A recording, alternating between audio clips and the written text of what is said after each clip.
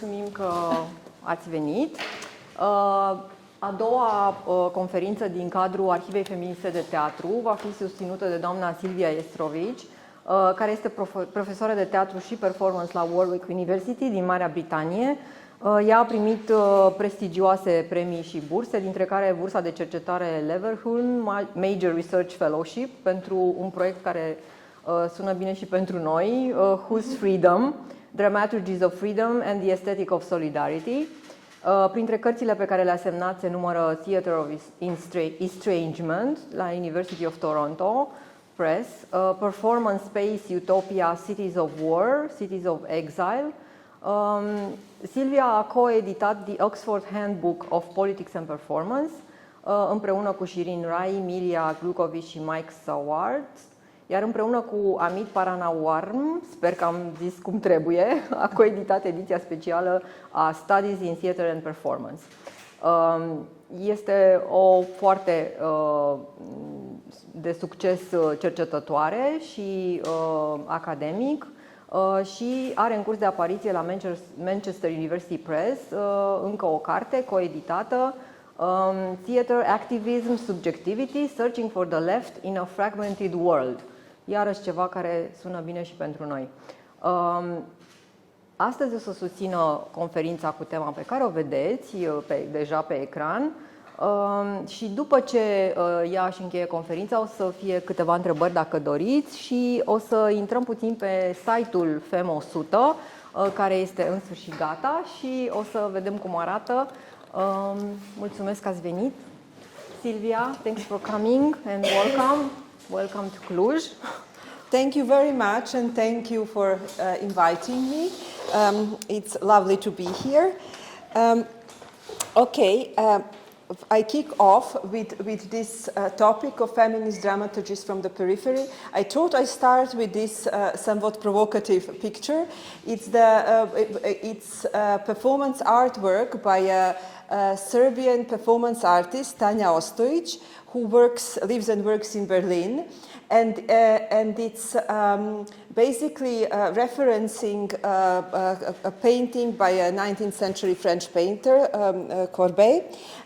Of course, in his painting, the female is unclad. Here, she has this European Union on her panties. And I think it's a really a sort of a good illustration of the periphery, of the peripheries of this sort of Eastern Europe, Southeastern Europe, and this relationship with the EU aspect. And I'm not going to go so much into that aspect of the periphery, but also Ostojic is a feminist performer, and there is some metaphor of also sort of female citizenship in navigating borders in this context between East and West that Ostojic explores. So I thought it's a really good sort of illustration of the periphery.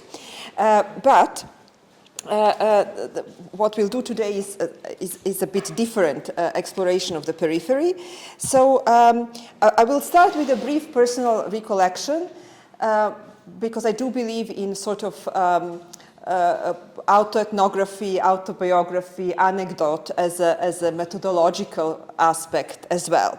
So this was a recent theater visit in Belgrade from a couple of months ago, and it was the performance The World Without Women by Olga Dimitrijević and Maja Pelević, which I will discuss in more detail a bit later.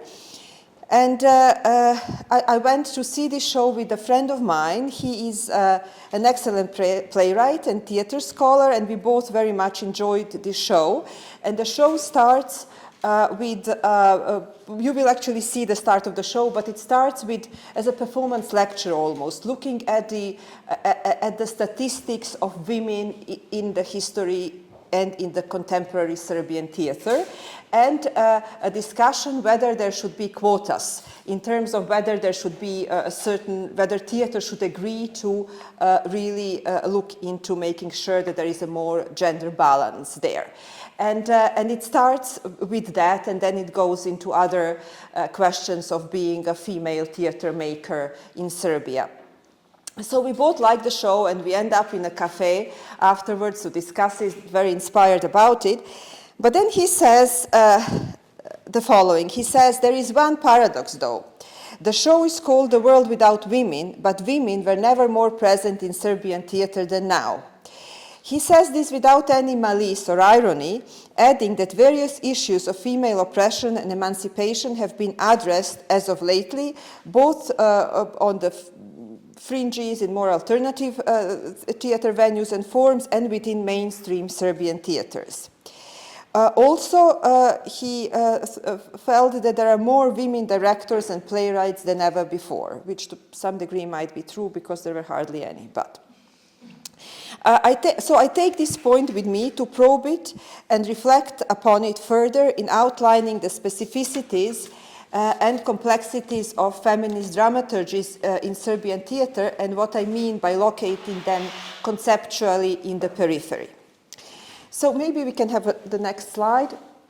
Okay, this is them, Olga and Maja Pelević, and doing their opening of their show, which is like a performance lecture. We can stay with it for a little bit. So let's explore this periphery. The theatrical, cultural, and political landscape has indeed changed significantly since 30 or so years ago, when my friend from this theater outing and myself studied dramaturgy at the Faculty of Dramatic Arts in Belgrade. When we started in 1989, we were studying in the capital of Yugoslavia.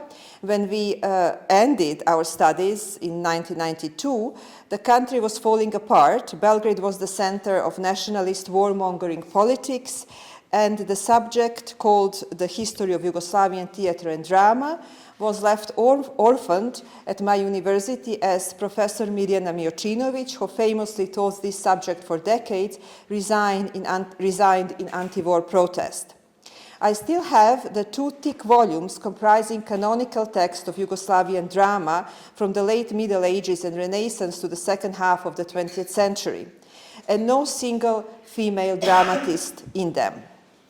At that time, nearly every of the former Yugoslavian republics had at least one contemporary playwriting bard, and there was more than one. So Aleksandar Popović and Duško Kovačević in Serbia, Slobodan Schneider in Croatia, Goran Stefanovski in Macedonia, Duško Jovanović in Slovenia, Abdullah Sidran in Bosnia. They were stylistically different, they were all political playwrights, and they were all excellent. Our dramaturgy professors were indeed on a lookout for the next political playwright, and their eyes set with great expectation in the direction of our male peers. There were also numerous gifted women playwrights and dramaturgs, though always more in the state of emerging, rather than with sustainable place on the theatrical scene that would eventually secure them a place in some anthology of contemporary drama.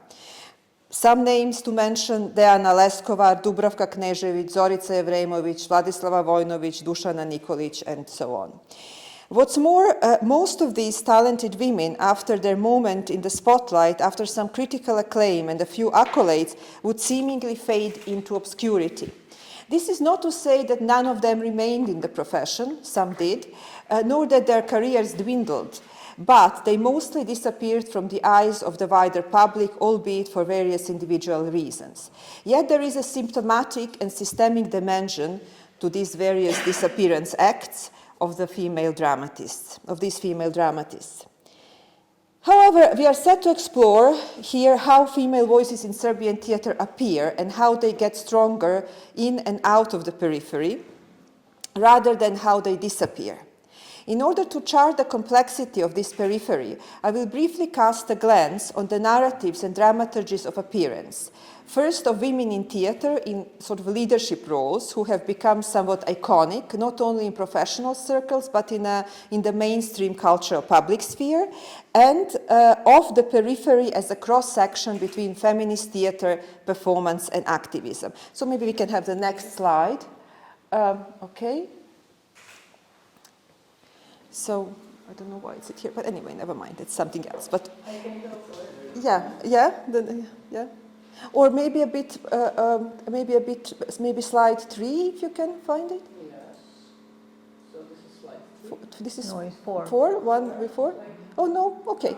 Oh, anyway, this is the one. Okay. Okay. Yes, so these are some of the prominent ones. So, indeed, there has been an occasional strong female figure in a leadership role in the second half of the 20th century and at the start of the 21st. And one of the most iconic, this one at the bottom left, Mira Trajlović, who founded the internationally known theater festival in Belgrade, Bitev, in 1967. So she is one of these iconic female figures. And also it was taking place during the Cold War. At that moment, it became this third space where, you know, you will have living theater and Teatr na Taganjke, Brushing Shoulders, Peter Brook and Grotowski. So these sort of cultural exchanges that were not so common or not even happening in the West or in the East, in the other parts. So it was quite remarkable, and the festival is alive to this day and doing very well. And you might have heard, and some Romanian directors were, of course, Sherban, and you know there were guests there and so forth. So anyway, in a recent article marking the 100th anniversary of Trajlović's birth, theater scholar Ksenia Radulović points to the dominant media narratives that describe Trajlović through a gendered lens. So, and she quotes some of this description: "The lady of the world, bulldozer in fur, the theater director in the lavish green dress," and so on.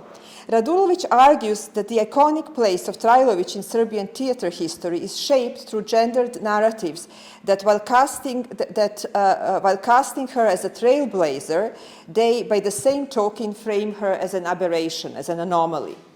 The article stresses that this kind of narrative, insisting on gender, fashion style, and physical appearance, is very typical when we're depicting prominent female figures on the cultural scene. Simply put, writes Radulović in her layered reading of Trajlović and her legacy, discourses regarding male public figures are almost never grounded in their gendered identity, and they were rarely focusing on physical appearance and fashion style. So the one at the top is Vida Ognjenović, playwright, theater director, and at one time the director of the National Theatre in Belgrade. And so she would be another strong, well-known figure that the wider public would also be very aware of. Especially in the theatrical landscape of the 1980s and 90s.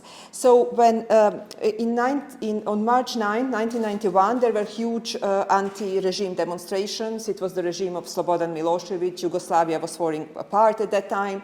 The war was starting, the civil war was starting. So, and the demonstrators were attacked with water cannons and tear gas. And Vida Ognjenović, because it was happening on the square in front of the National Theatre, so Vida Ognjenović opened the doors of the National Theatre for the leaders of the democratic opposition to get in there, and from the balcony they addressed the people. So, of course, the next day she had to resign. But, and even though this was not per se a feminist gesture as such. It was a gesture of sort of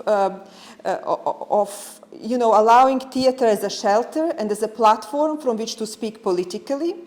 It was still an iconic moment shaped by female leadership and courage. And the last one, Borka Pavićević, and I'll speak about her more. She again was one of the very iconic figures, but her work was really linked to this Center for Cultural Decontamination, which again I'll address a bit more, and which always remained on fringes. So she would be she was a real public intellectual, well known, often invited to debates and things like that. But that center was always on some sort of cultural periphery, even when it comes to acknowledgement of colleagues, of peers, of theater makers. Anyway. Not much has been written on contemporary Serbian theater from feminist perspective, so it's something we discussed as well coming here today, nor has its recent genealogy been traced and unpacked. I would like to argue here that the new female voices in Serbian theater and drama and the emerging feminist dramaturgies have at least some of their roots stretched all the way to the symbiosis of anti-war, anti-regime activism and art from the 1990s. There is a significant yet underexplored feminist dimension in the anti-war and anti-regime culture of the time. So this Borka Pavicevic, quite an inimitable figure, was somebody at the forefront of this symbiosis between embodying fully and persistently the role of public intellectual in the complex, fraught society from the start of her career in late 70s, early 80s to her death a few years ago. So maybe we can have the next slide now. Okay, yes. So on January 1st, 1995, together with the visual art group Led Art, theater director Ana Miljanić and dramaturg Dubravka Knežević, in a dilapidated mansion called Pavilion Veljković in the heart of Belgrade, Pavicevic inaugurated the Center of Cultural Decontamination, for Cultural Decontamination. So this is the black and white photo is the one from the opening. So from its opening to the present day, the center produced and hosted numerous events, performances, happenings, exhibits, as well as political discussions that have been more or less absent from the mainstream political and cultural sphere. So over nearly 30 years of the center's existence, these themes have included Serbia's complicity and responsibility for the wars of the 1990s, questions of nationalism and xenophobia, nurturing of a civic public sphere, questions of political disobedience, anti-nationalist initiatives of various kinds, cultures of remembrance, leftist ethos and legacy of Yugoslavia, and the need for its retrieval in some aspects, including the emancipatory feminist legacies. The term cultural decontamination in the title at the time of the center's beginning referred directly to the climate of warmongering nationalism and jingoism that permeated every pore of Serbian society, including the cultural sphere. Hence, terms like healing and decontamination often emerged as metaphors for these counter-publics that found its shelter and its place of expression in Pavilion Veljković. To this day, and now led by Ana Miljanić, the center remains a kind of third space in its sustained effort to shape a pluralistic and critical public sphere, including projects that support LGBTQ rights, the plight of migrants, anti-racist and anti-exclusion projects with Roma citizens, whose segregation has been long normalized in Serbia and across Europe, especially in Eastern Europe, I think, to mention a few. Strong female leadership has been a constant, and the center's progressive feminist leftist orientation consistent and decisive, despite being always in precarious financial situations and always on the verge of disappearance. Just to mention a few feminist projects, the center has hosted and produced actually a number of these, and I would argue had a key role in shaping some of the feminist trajectories of this particular periphery. One of its ongoing projects is Women and Success, which in 2009 featured a program called All That We Forgot and This Telephone about Mira Trajlović. Then also the one that was called If the Women Stop, the Whole World Would Stop, and it took place on March 8 on the International Women's Day in 2019, marking the anniversary of Rosa Luxemburg's death. And this event started as a performative protest walk in front of the Faculty of Philosophy in Belgrade and ended with an exhibition in the center.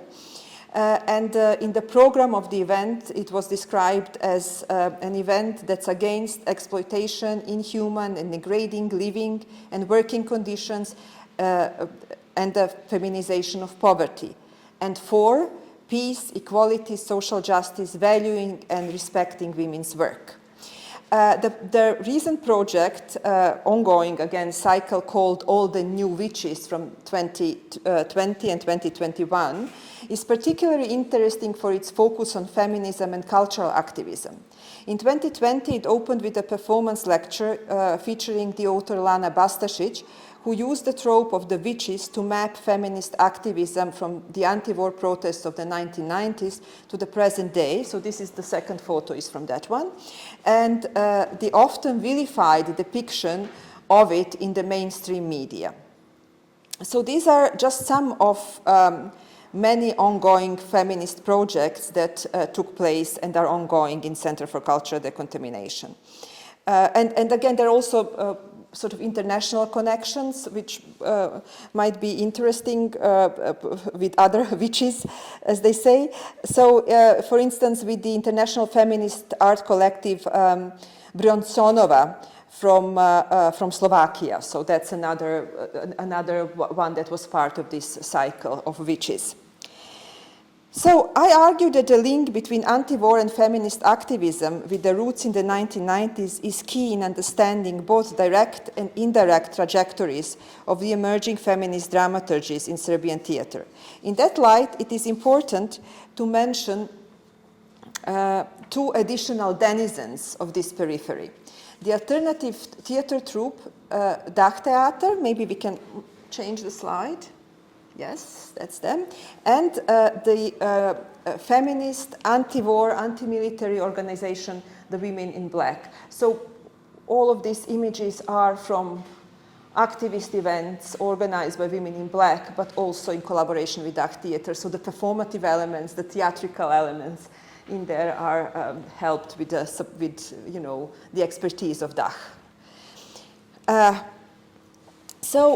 It was founded in 1991 by theater directors Diana Milošević and Jadranka Anđelić, and very soon after joined by the actress Maja Mitić. They still remain, Anđelić going back and forth, but they still remain the core of this group.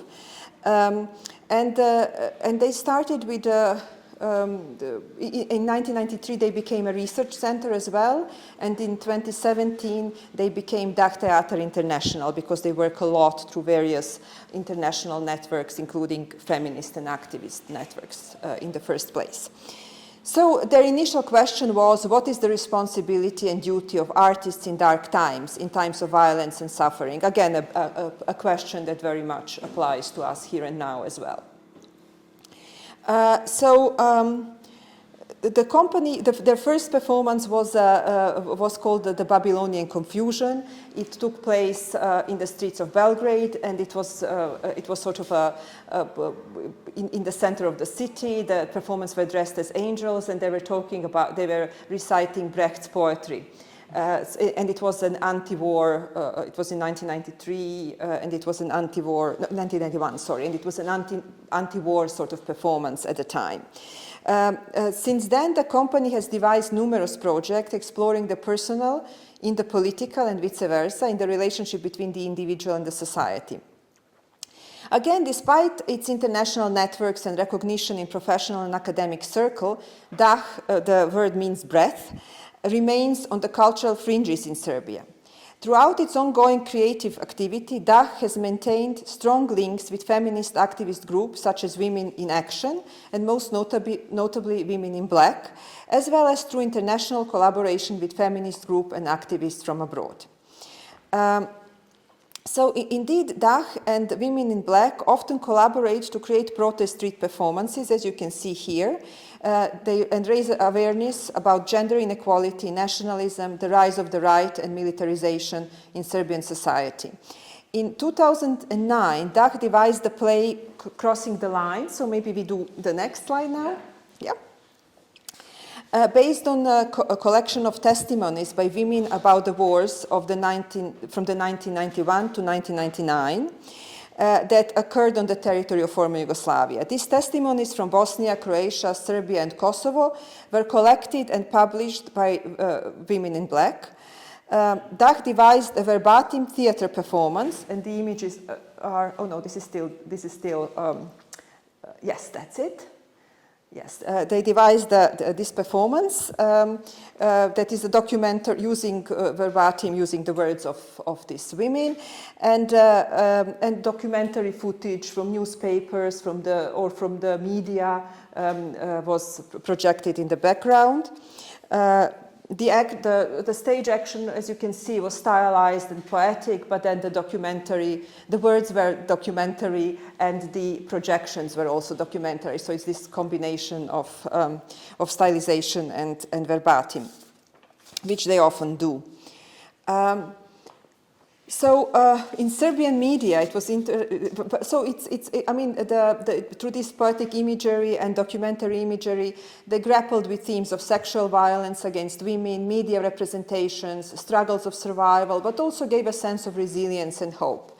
In Serbian media, however, one of the most critical remarks of the show was that it gave more prominence to Bosnian women over others. So it's quite ridiculous, but as human rights lawyer from the region, Olivera Simic remarks, the testimonies in the performance are not only oral histories, but also legal testimonies of war crimes that the audience bears witness to watching this. And I mentioned just another one, a more recent one that is still in progress, again exploring the issue of women and war.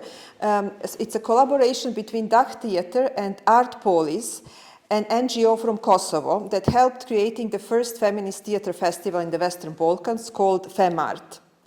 On a feminist reimagining of, this is the next slide maybe? The reimagining of Euripides' Trojan Women, and it's called Trojan Women Replica.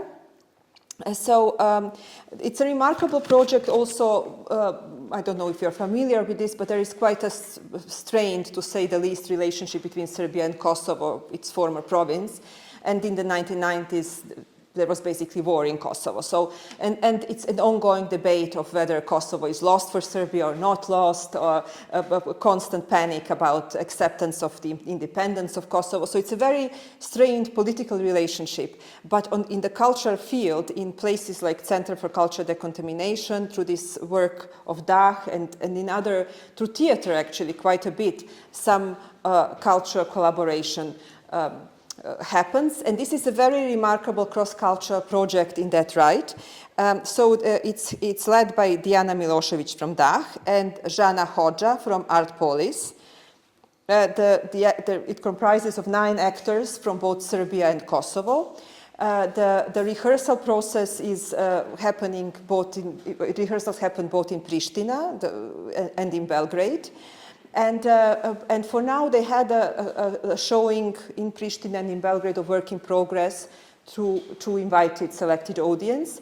And also the performance is bilingual. So in a sense, not that one language is translated through the other, but that some lines are spoken in Serbian, some lines are spoken in Albanian. So you really listen to both languages, and if you don't know one of them, you won't understand some parts of it, but that's part of the whole process, to try to understand even if you don't speak the language.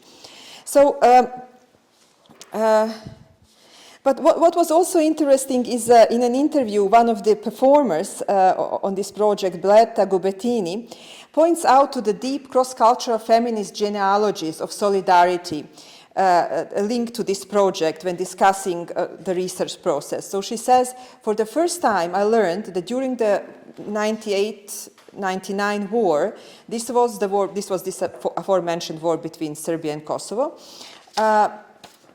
A peace activist group from Serbia called Women in Black, aforementioned, protested in Belgrade during the war with banners calling for sisterhood and unity. This, as well as other events of Women in Black during the war in Bosnia, and more recently calling Serbia to acknowledge its accountability for the genocide in Srebrenica, were not without risks. I think this is important to mention, like Vida Ognjenović opening the doors of National Theatre was a risky move.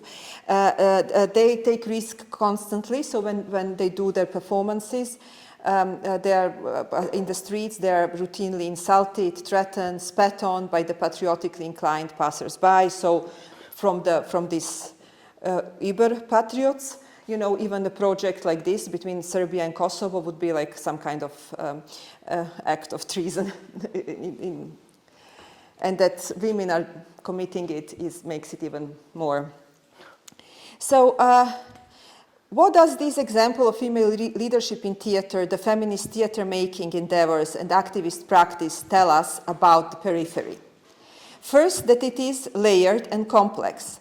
And while female dramatists and theater makers have been in danger of disappearance within the matrix of gendered narratives, preferences for male political playwrights, fear of non-mainstream theater making, fear of difficult topics, and yes, still lurking, fear of feminism as such, there has been, we have discovered, a continuum of feminist theater genealogies in Serbia and other regions of former Yugoslavia. This genealogy is not always obvious, and the makers might not always be even self-conscious of it. Links and connections are at times obscured, but they are there. Particularly significant, I argue, is the intersection of feminist dramaturgies and activist practices that were emerging in the 90s, on the fringes, in alternative venues, and often in the streets. In other words, the legacies of women activists and theater makers have given rise to a new generations of dramatists on Serbian theater stage that also speak critically and politically through a feminist lens in different voices, styles, and registers. Maybe the next slide, although it might be too early. Yeah, it's a little too early, but never mind, let's keep it. Okay. It's my dear friend and colleague, and she's lovely, so why not? So, a few brief glimpses into these new emerging dramaturgies that I call here feminist dramaturgies. So let's return for a moment to my dramaturgy professors at the Faculty of Arts in the late 80s, early 90s, who looking eagle-eyed in the direction of male students to anticipate the next big political playwright. Yet they were in for a surprise. The next big political playwright has been a she, and this she has been many. The good thing is that when she appeared, she was recognized, beginning with perhaps the internationally best-known Biljana Srbljanović, who came to prominence in the mid-90s, writing in reaction to the wars, exploring violence and rise of fascism, and often through the microcosm of family. So Family Stories is one of her well-known plays that was performed widely in Europe. Quickly followed by poet and dramatist of a unique voice, Milena Marković, who often draws from fairy tales, childhood memories, songs, and especially poetry to create polyphonic and brutal worlds of her plays where mothers and motherhood, as well as traumas of both war and love, are frequent subject matters. Some of her plays are called Ship for Dolls, Brod za lutke, if I translated it well. Train Tracks, for instance, Nahod Simeon, which is a name. So, and I will talk about one of her works a bit more in a minute. Jelena Mijović in this picture is of the same generation, and her work is especially marked by using adaptation as an integral aspect of her interventionist feminist playwriting. Maja Pelević, from the early slide, whose work places female bodies and identities at the intersection of class and gender in liberal capitalism. Olga Dimitrijević, again from the early slide, opens themes of queer subjectivities, still quite rare in the predominantly heteronormative Serbian theater and film. A bit younger, well, for that younger generation, Tanja Šljivar explores borders through female subjects, at times quite literal, at other times more metaphorical as borders of the body and even the theater apparatus itself. And the youngest of them all, Tijana Grumić,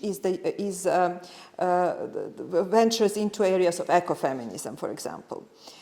To do each of them justice would require a longer talk or even a book.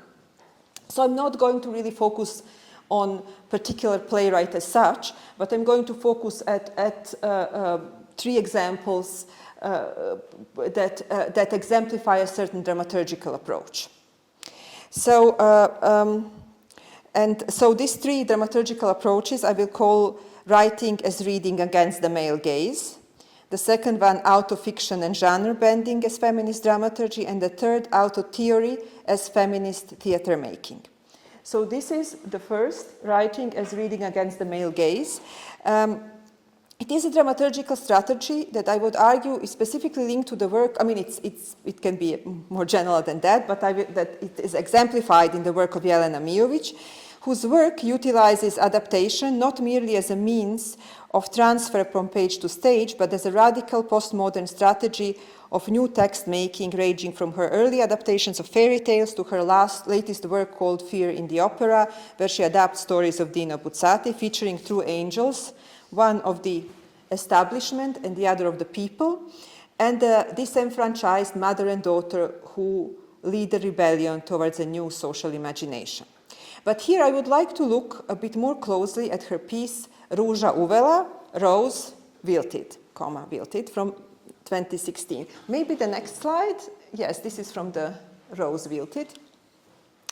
So it needs a bit of a context. The play is based on text from one of the most famous bard of the 19th century Serbian literature, so it's late 19th century, early 20th, from the south of Serbia, from Vranje.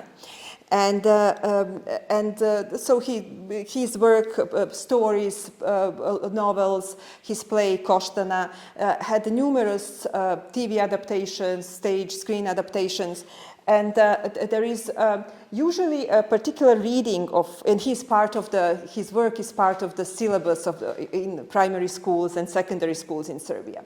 But there was always a certain way of reading him as first of all, he's a realist author, but also as somebody whose work is very nostalgic.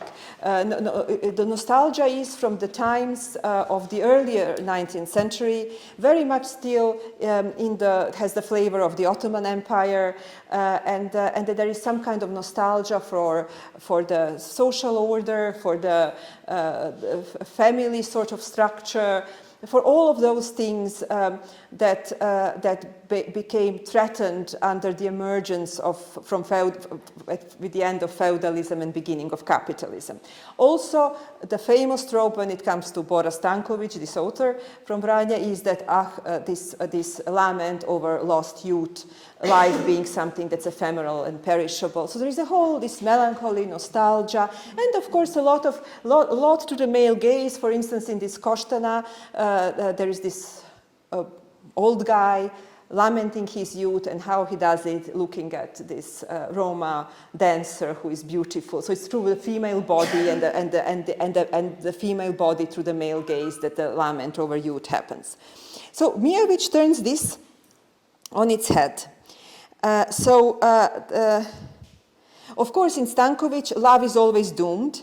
But the way we looked at it in these encrusted readings that are supported by the critiques of the earlier 20th century and mid-20th century was like, this is a romantic love, this is Romeo and Juliet of sorts. Well, obviously, you can read Romeo and Juliet in different ways as well, and also, but never in terms of the violence, for instance, of patriarchal marriage economy, because very often the doomed lovers would be doomed because the girl would not have enough money for the dowry or something. So it's a class issue, but we never read it from that class perspective.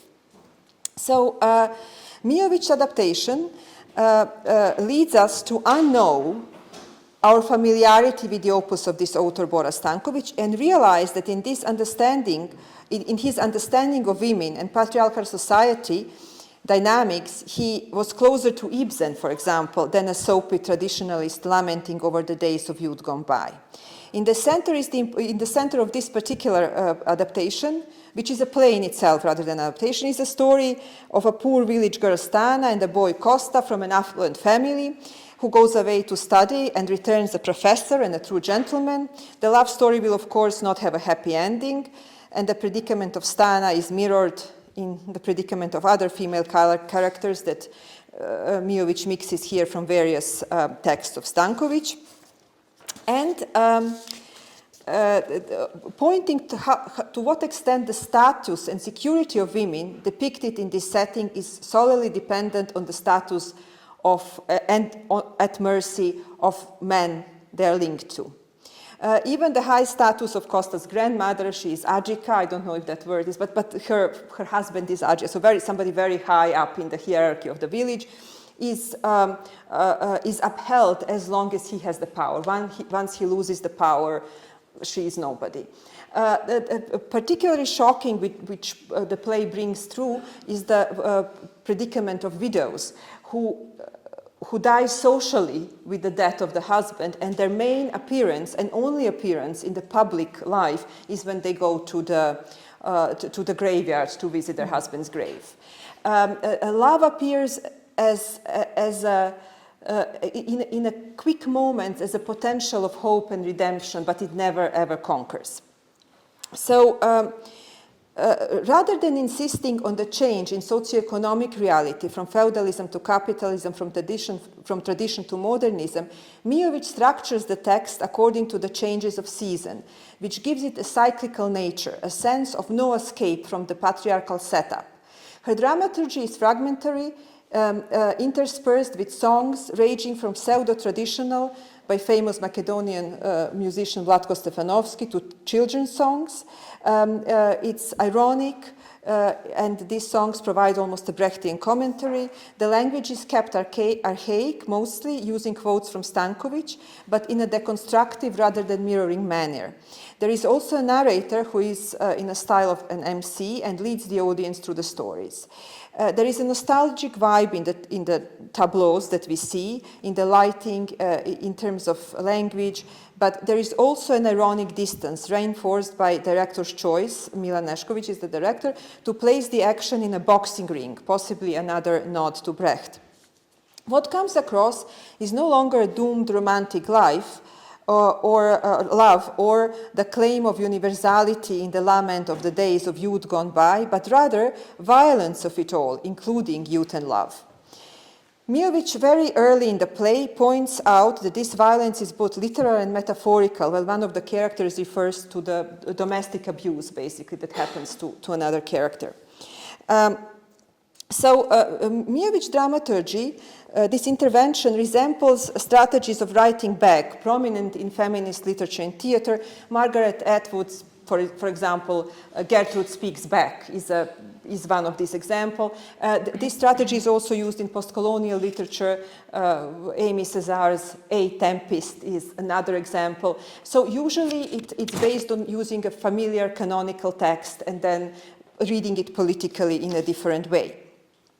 So Mijović is doing that to that aspect, but then they usually these writers do that by telling the story from the perspective of another character, like from the perspective of Gertrude Atwood, or from the perspective of Caliban in The Tempest.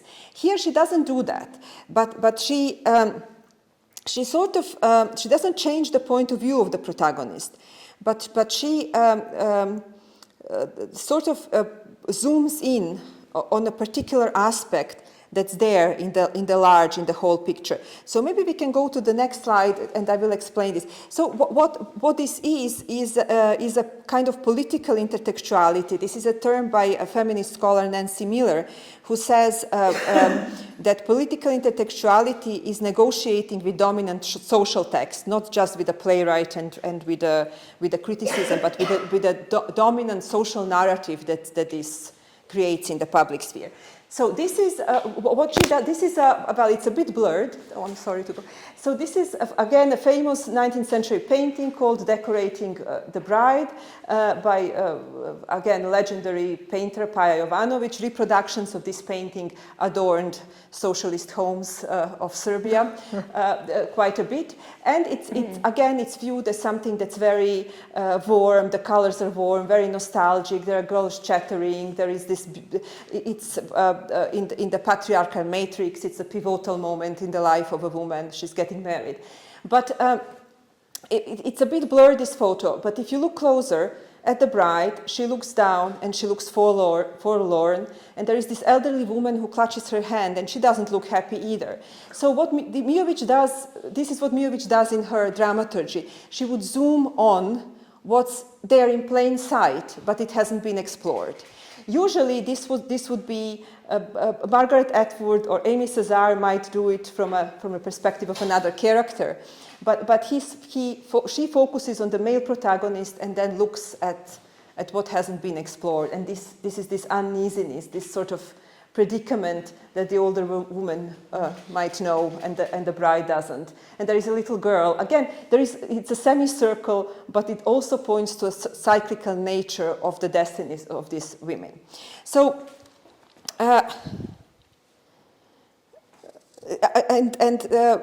even the title, there is this inversion that Mijović does without really changing the perspective. The adaptation is from Stankovic's novel that's called Uvela ruža, Wilted Rose. Mijović's title is Rose, wilted. So the emphasis is no longer on what the rose is like, but on the journey from the rose to the wilted rose. The added comma makes the process, the passage of time, palpable, and also the difference between rose and wilted. So we can go to the next one. So the next example would be this autofiction and genre bending. How am I with time? Yeah, still good. Yeah, okay. So it's, I think, as feminist dramaturgy. So here I want to turn to Milena Marković, who won many accolades for her work, which has been performed widely in the region of former Yugoslavia and internationally. She sees herself predominantly as a poet and claims that the structure and rhythm of poetry imbued all other forms of her writing. So again, I'm not set to do an overview of her work, and I'm actually not going to even talk about one of her plays. I'm going to talk about her novel in verse called Deca, Hints, that has been adapted into an opera at the National Theatre. The novel won the coveted literary award, Ninova Nagrada, the most prestigious in the country. And as it often happens with a most prestigious award in Serbia, maybe in other places as well, immediately a debate ensued whether this is a novel at all, because it's all written, it's a poem, it's a long poem as well, but it is a novel, I would argue, too. Well, this debate was not necessarily gendered. If anything, there were voices criticizing the work for not being openly feminist. The form itself appeared transgressive, even within the literary scene used by now to a significant level of experimentation. There is a sense of breathlessness in reading Marković's poetic novel. There is a sense that the author speaks her story directly and with great urgency. Yet there is detachment, or rather a kind of making the familiar strange, that we find in Brecht, but the devices are not Brechtian here. This is achieved through a childlike perspective, again, not with the naivety and cuteness of a child in the present moment, but the vulnerability and resilience of a child remembered, a child never quite released from the trappings of her childhood. Here is a short extract from the translation by Stevan and Maja Terev to just give you a sense of what it sounds like. So I place on an end table a music box with drawers for small jewelry. A naked Barbie rides a bull souvenir, and a very fragile bullfighter reclines against an ashtray of rock, a rock that once covered oysters. The end table is rickety, the music box broken, and the bull's tail broken off. I break Barbie's legs and spit into the ashtray. Like in the dialogues and imagery of her plays, here too there is a twist, a familiar object or objects and tropes turn violent, violated, and vulnerable. Marković puts everything on the same level of importance or insignificance. We are moving with her through her life almost linearly, but there is a sense of being in one stream of consciousness, in one's memory stream. Yet this is not a memoir. The past is not always in the past. It permeates the present on an affective level. It returns, it haunts. Whether it be an ambiguous childhood memory or a friend who went to war or a bad relationship. It is the imagery that she builds through poetic devices that make this slim volume of her novel that can be read in one sitting feel like a Bildungsroman. The autobiographical details are direct and unflinching, feeling of childhood abandonment, a pervy granddad who likes to look and touch young girls. Other adults never interrogate this nor shield the girls in the family. There is also the war of the 90s and the drug-addicted boyfriend and sexual explorations and her unplanned pregnancy, the ambiguities of motherhood, relationship to her own mother and the author as a mother of an autistic child. And there is also her literal success and another child and a whole cast of family members. They emerge through her poetic, yet often cruel and unsparing images. In an interview, Marković said, "I am a woman, I live like a woman, but when I write like a monster." Autofiction, the frame within which this genre-bending piece could still be safely placed, had long obviously been seen as a particular apt strategy for feminist writing. Autofiction should not necessarily be viewed as a genre, but rather as a device which can emerge in various genres and forms. The proponents are, of course, many, and it's seen as a device of opening new discursive spaces to explore questions of public and private, gender and sexuality, female subjectivity, and feminist dissent. A device through which female subjects can shape the terms of their appearance as women, as witches, as monsters, as mothers. Obviously, autofiction turns personal into political, and authors most commonly talked about in this context are Karl Ove Knausgaard, Ocean Vuong, Deborah Levy, Rachel Cusk. So this is the recent ones, but if we can trace it back to Proust and Colette. Drawing from Virginia Woolf and Simone de Beauvoir, British author Deborah Levy has argued that writing about personal experience as a woman is itself a political act. In Marković's brand of autofiction, although stylistically very different, there is a kinship with Annie Ernaux, the Nobel Prize winner, right? Where the personal, including sex life, illegal abortion, motherhood, and various other aspects of a multifaceted female existence, is deeply embedded with the socio-political history of France. And also Edouard Louis, whose work explores the conflict between his queer identity and working class background. Both of them had stage adaptations and film adaptations, yeah? Marković's unique autofictional style troubles the binaries between the private and the public, in that it doesn't read or access one through the other. Rather, both private and the public emerge as uncanny doubles of each other, in the sense of Kristeva's reading of Freud and his term unheimlich, uncanny, that he ascribes to estrangement strategy in the grotesque, and Kristeva transposes into the feminist and exilic discourse, where she foregrounds the paradox, the word heim, meaning home, the domestic, the familiar, at the core of its opposition, the strange, the bewildering, the uncanny. It is the uncanny strangeness of Marković's childhood home in the image of the naked Barbie riding a souvenir bull just moments before the girl breaks her leg. So maybe we can see a brief an insert. Yeah, hopefully.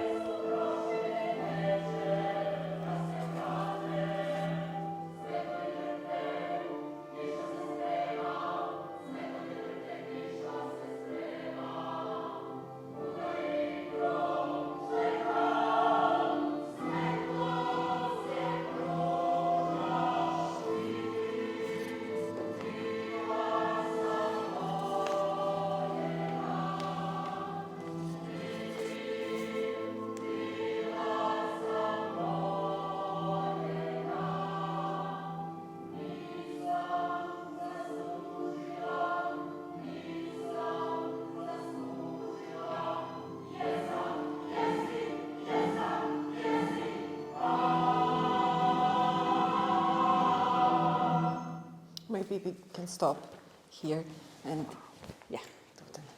Okay. So this is the opera adapted into opera by composer Irena Popović-Dragović, and it's performed by mostly by actors actually, rather than opera singers. Again, it's interesting that it's an opera, and when we think of women female characters in opera that usually die, so it's an interesting genre transposition on its own. But what I like to mention here, finishing on Marković and soon finishing it all, is that there is a certain the emphasis on personal history emerging from and merging back to the collective body, first of the family, then of the institutions, educational and such, of the city, of the country, of the history, and that becomes very palpable. The performance begins and ends with the collective body, a chorus, a family portrait, if you wish. Out of this amalgamated collective body, individual characters and scenes emerge, but at times, even these are sung as duets. One person would be a duet, or even a choral thing. So creating something that's a very interesting rendering of Bakhtin's famous term heteroglossa, right? When a work is not dominated by one consciousness, so it might be a good trope, a good concept to describe the polyphonic literary works such as this.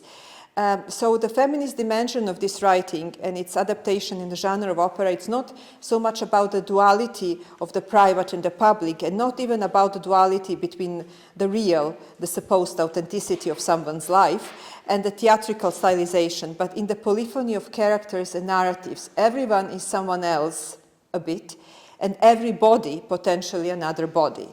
At the end of this body is neither a woman nor a man. It is Marković's self-described monster. The chorus singing the last line. Also, we never grew up. We are not people.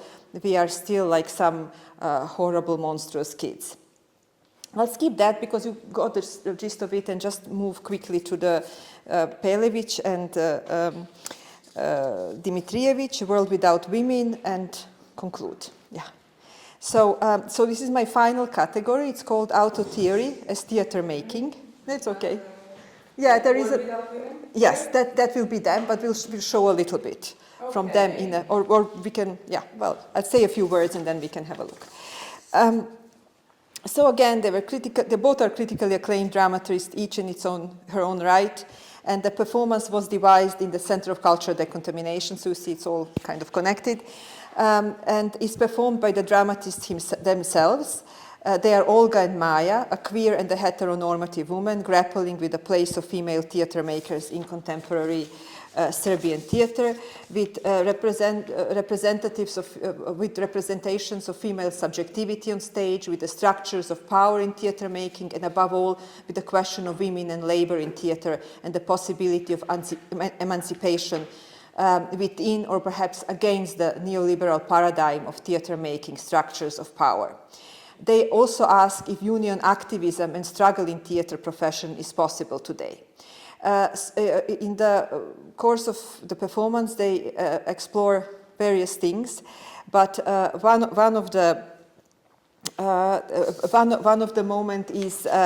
the things they explore is whether to go on. They explore their own processes and whether it's worth going on as theater makers. And one of them, Olga, decides to go on strike, and the performance ends with her instead of on stage making pancakes instead of making theater. So let's just, this is from the beginning. Let's just see a very quick. Not that. So that's that. The next one, well, this is also nice, but it's So that's Olga and Maya, rad, work, rod, gender, and the two of them in football dresses. So maybe we go to the next and just have a look, maybe briefly, at how it looks like. Maybe just play it a little bit for a couple of minutes, and we'll end soon. Hopefully. Yeah, if it works. There is always this uncertainty with technology. Well, no. No, this one doesn't want to behave. No.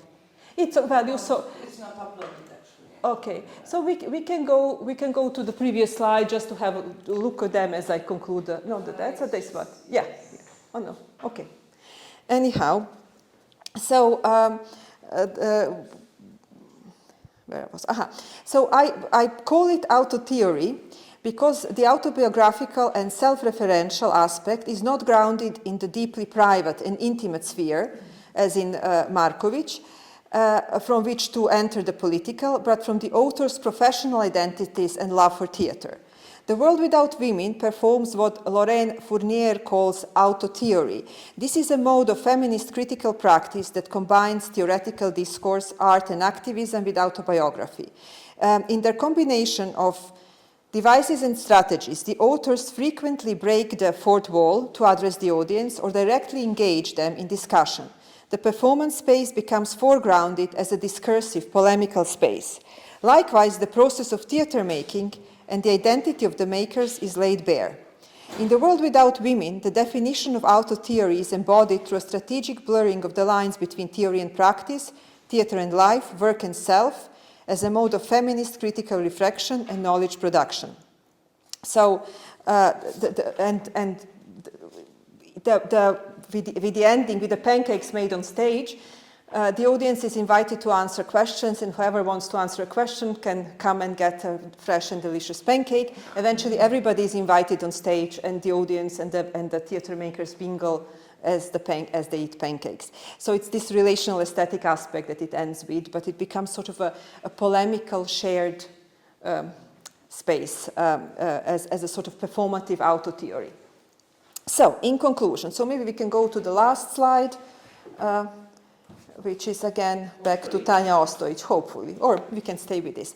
So, feminist dramaturgies that emerge here point to a complex intersectional genealogy, the unfolding of which is not always linear, but rather in the way Russian formalist Viktor Shklovsky has described literary history as a chess metaphor of the knight's move, going forward but often obliquely, sometimes moving decisively, other times discreetly.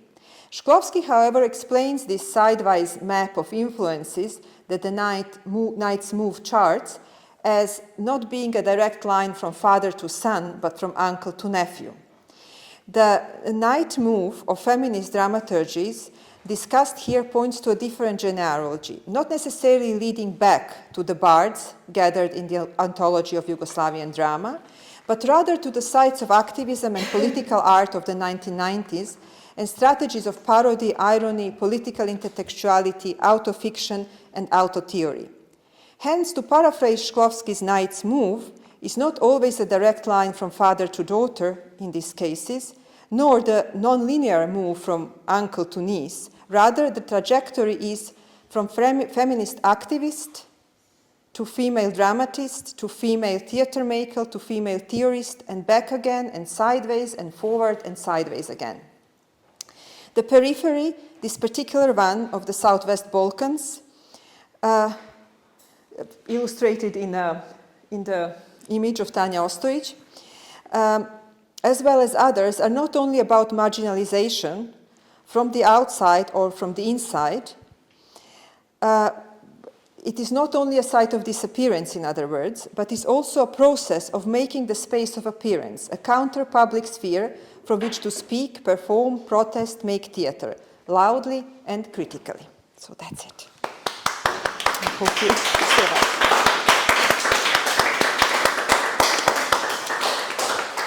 It's very interesting how many similarities we find in what you talked about and what's going on in our own territory, region, which is also a multicultural one, maybe not so obvious, and fortunately we didn't have wars coming and borders changing and things like that in the past century, of course, but it's very similar in many ways. So if anybody has questions and I don't know, follow up I have a lot of questions. I don't want us to, maybe I would start with briefly please sit. If you have to answer The first question, why do women disappear in obscurity in theater? I mean, of course, your whole conference, whole lecture answers, in many ways, but it's still troubling. Why so many women in theater really disappear? Yeah, I don't think I have a really good answer to this. This last lot that I have shown, I think they are here to stay because they have, especially those who are born in the 70s and so on, they have endured until now and they are still there and very much there, so I think they are here to stay. But there was a whole generation that I don't know what happened. I think it has to do also with, I think you have to be sustained by the public as well. You have to be sustained by the reviewers. You have to be sustained by theaters. Your work has to be performed and commissioned. Yeah, for instance, I gave an example of Diana Leskovar, for example. So this playwright had a lot of success, and one of these early plays that she did is still performed, but she has disappeared. Dubravka Knežević, who was my professor, again regarded a genius in her youth, is somewhere in the US working as a dramaturg occasionally. But it's not, she left because of the war and all of that. But even before that, she was saying, I got all these accolades, I got all these awards, and now nobody wants to do my work anymore. So it's that sort of, maybe it is about quotas at the end. Maybe it is about making sure that there is contemporary female playwriting of some sorts, commissioned, nurtured. So I think they're not nurtured. That's what it is. They might be acknowledged as talented, as trailblazers. They might be given awards even. There might be success, but they're not nurtured. And I think somehow it seems that there is some sort of in my view, a subconscious bias that somehow it seems that these male bards, these male authors, who are a lot of them are really good, some better than others, but that there is something more sustainable and stable about them as writers. And I think it's also how professionalism is viewed in gender terms, that you expect that women will have families, will live a domestic, even though, these women that I mentioned have very different lives, so it's not that everybody end up having, a lot of babies and husband and whatever. But it's that sort of thinking, okay, this is your moment, but then, go back to yeah. So, but it is the question that we grapple with, we cannot quite explain. Okay. Ilinka? Hi. Thank you for this talk. I'm really fascinated by all of this. And maybe I have two things connected. One, maybe it's just a request. You've talked about so many interesting texts and things, and I haven't read them. And it's amazing that our countries are so close, but we don't. So I was wondering if what texts are in translation, including the plays or scholarship, and if there's a way you could help us to make a little bibliography on these things so we can continue the discussion, that would be amazing. Yeah, I would love to read more. Yeah, that's a good suggestion. I find out what some of them are definitely translated, so I'll find out and I'll send to Christina. Thank you so much. And That would be. I would love to. Yes, that's a great suggestion. Or the plays, the recordings, if I can, even if they're not, just to know. Yeah. And what is connected to what you were saying, that as scholars, as feminist scholars, when we talk about feminist scholarship, I too tend to talk about what is written, so plays or playwrights, but then there's this whole tradition, like Women in Black, which is this performative tradition that doesn't leave traces. So I feel that me as a feminist scholar, if I'm going to make feminist scholarship, like how do I write about these traditions that leave so few traces? Like I can ask you to give me a play, but yes, great, that's a play. But these and another reason why women have fewer access in the institutions. So yeah, how do we reach that? How do we reach? Yeah. Well, your question actually kind of links to the disappearance, and another aspect why they disappear is also that there is no awareness that's there is not enough scholarship and not enough theater criticism that nurtures female talent, and I think especially in Serbia. So it's always very much on the fringes. Now a lot has been written about Milena Marković, Biljana Srbljanović, but these are maybe the names. Again, some are lifted and written a lot about, but the others are not. I think we have to try, and it may not always be a complete picture that we get, but I think building. Actually, this is the great value, one of many great values of a project. If there are feminist archives, then there is a resource, and everything is in one place. Then there is a possibility of translation, because that's another thing. I can easily do the things that have to do with feminism in the Balkans, but I know Stanislava Stanescu, for instance, from here, but I may not know who is the next emerging female playwright or male or whatever. Yeah? She's here. Yeah. She's here? She's here. Okay, good. Fantastic. The next one, yeah. Fantastic. So it's, yeah.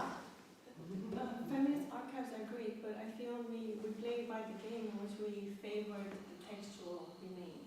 Yes. So these other remains and these other really lively practices of all these women who were not in institutions, or they're doing things on the fringes. Like, I feel even these feminist archives, if we play by these rules, we're not going to reach them. So Yeah, that is true.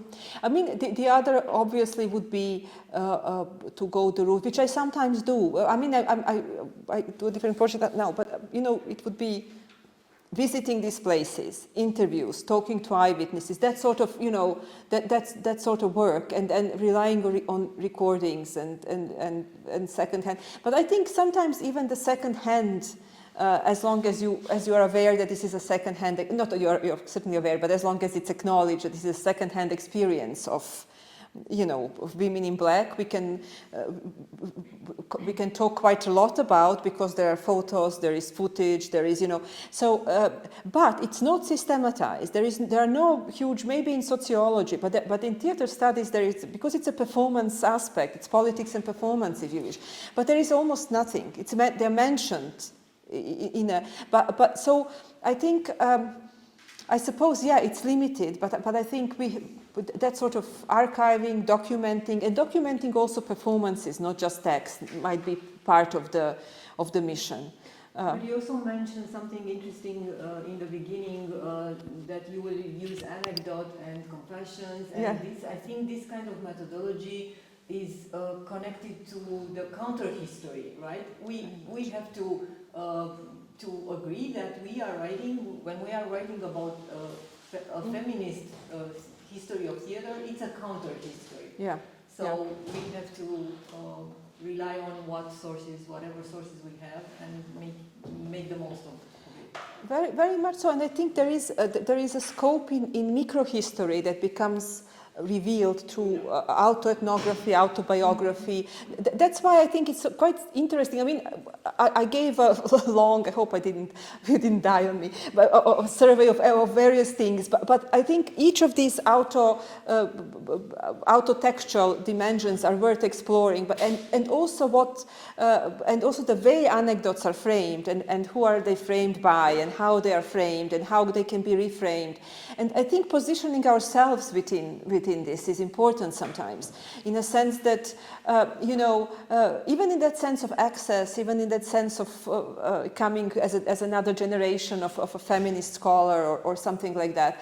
So I think there is a lot in the anecdote, because or autobiography, and it becomes now more and more a methodological device of feminist, in conjunction with other devices of feminist scholarship, but even of feminist practice. We did in that book that's going to come out that Christina mentioned on the left. So there is a section about autobiography, and not autobiography and autobiography, and there are several articles that actually use biographies of some women in the left movement in India, in the UK, in various places, as a way of accessing a counter history, or as a way of accessing aspects of history that are not obvious in the grand narrative. So I think we have the same situation with theater. We have the grand narrative, we have the anthology of, I don't know, Romanian theater, Yugoslavian theater, this, that. But usually, I don't know for you, but usually it's so male dominated. And it's, you know, and maybe in the 19th century there weren't enough women, but in the 20th they are. You know, in the 21st they are. So where are they? So is that sort of... Well, I would add up, if I'm allowed, something to both your perspectives, yeah. About the disappearance of these women. Okay, we can agree on not having archives. We can agree on the fact that we are coming from two extremely patriarchal mentalities, both sides. But I think it's also a matter of time. And when I say time, we have to think about the fact that we are nearly 24 years after the events that made possible for all these emerging voices to really rise up. And in the first years after the Romanian Revolution and also your wars, in the first year we still tried to try, for example, in Romanian theater, we tried to recuperate some of the things that we weren't allowed to do. I'm talking about the performance and the scene and actually the productions we weren't allowed to do before '89. So that was a long 10 years of understanding and trying to recuperate who we are, where are we coming from, what about now? Okay, we gained freedom, but what freedom means? I mean, we had a big struggle in political and mentalities here to understand what to do with this freedom that was all of a sudden dropped in our arms, first of all. And then I think we had to learn step by step and to understand that we have a voice. And when I say we, I mean women in theater, women who can express themselves step by step. So I think that we should add up to the ideas that you have, the fact that we are still in an emerging era, and this is only the beginning of recovering women's voice in theater, because you need time for that. You need time to understand how to do it. You need time to understand where to sell it. Yeah. You need time to understand who your public is or might be. You need and the audience needs time to change. Exactly, and the audiences need time to change, because you can come from we come from such a strong theater tradition where the authority of the director is not questionable, and so it takes time. Yes, and director usually is the male. Of course, you have also strong director women, and step by step you can hear their voices, yeah. But they are still emerging. So I think that we should be a little bit patient with... On the other hand, the sense of urgency of the new generations is also justified, because yes, how of much course. time do we need to Of course it is, but also self-writing, which I call self-writing as autobiography playwriting, but the self-writing, it takes time to understand how to do it in terms of intimacy with yourself when you practice that kind of writing. So I also in methodologies, I mean, verbatim theater, device theater, all kind of interview-based documentary theater, we do not know, and when I say do not know, I'm really aware of the terms, we do not know how to make proper documentary theater. I mean, we still have to learn a lot of methodologies in terms of practicing this kind of discourses. So this is why I say that we live happier times now, and definitely. Step by step we can refer to these women. Of course, there's a problem with translations. Of course, a big problem, because we do not have specialized persons to translate theater. This is another thing. Of course, we don't have archives and we cannot go, in our own archives. This is why we try to build up some small projects, because in terms of theater archives in Romania, this project is a very important one, but a very small one, if we think about it. So I would add up all these ideas to your talk and to the questions that were raised up here. Definitely, I think these are crucial. Also, the way we are trained, I think, Yes. which I praised it this morning, and I still do.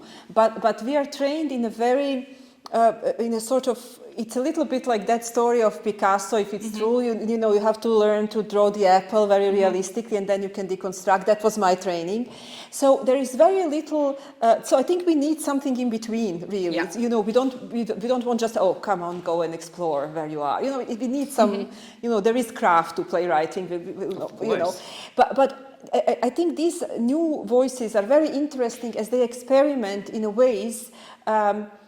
In a ways, perhaps we haven't been taught when we were taught in that sort of, you know, to get a craft. Classical dramaturgical Classical, yes. structure. And I think that's an important branching out. But again, how you nurture this through pedagogy is another big question. And another point you raise is the theater, feminist theater histories, because they are different in relation to position of women and feminism in the particular places. So that's another. I try to avoid in this. I try to give you the overview, but also I try to avoid a lot of Western feminist theory, which could be very useful. But I think these are the paradigms through which we are reading our experience, and our experience is different. I think even Yugoslavia and Romania is different, because, or Hungary and I don't know, Bulgaria, or you know, I think that there are differences there, and I think we need to also tap into that larger feminist history to see how are these branches coming out now. So that's also, I think, part of the archive as well, and part of how you approach works in there. Research, yeah. Yeah. Okay. Thank you so much. Thank you. Thank you. I'll give this to Christina back. Yeah, I wanted to introduce you to the site, but I think you can go on it. Can you? Poți să intri pe site un pic? The site is up, so we are going to add to this archive online, of course, this new lecture. We have the first lecture of Agata Alushka online, so you can see that feminine theater critic in the 20th century, and you have the theme of the project, and you have the presentation of the project, the general presentation of the project, and you also have something called Creatoare, which is a shortcut. You can access this shortcut to get something about all the female creators mentioned in the exhibitions along the way. So this is from the first exhibition, and we will add all the other creators that our colleagues will talk about in their exhibitions and in their articles. So this is a ongoing kind of site. We have to upload more content, but the structure is there. So this was the first lecture, and here's where we will add Silvia's lecture and the other guests. And yeah, this is the site. Go read some of it if you want. And the media, media is all that we were mentioned in radio, TV, because we want to make sure that the world hears about this project, and maybe we will go from it and expand it, because 2 years are not enough, of course. Mulțumesc, thank you very much for being here. and good festival.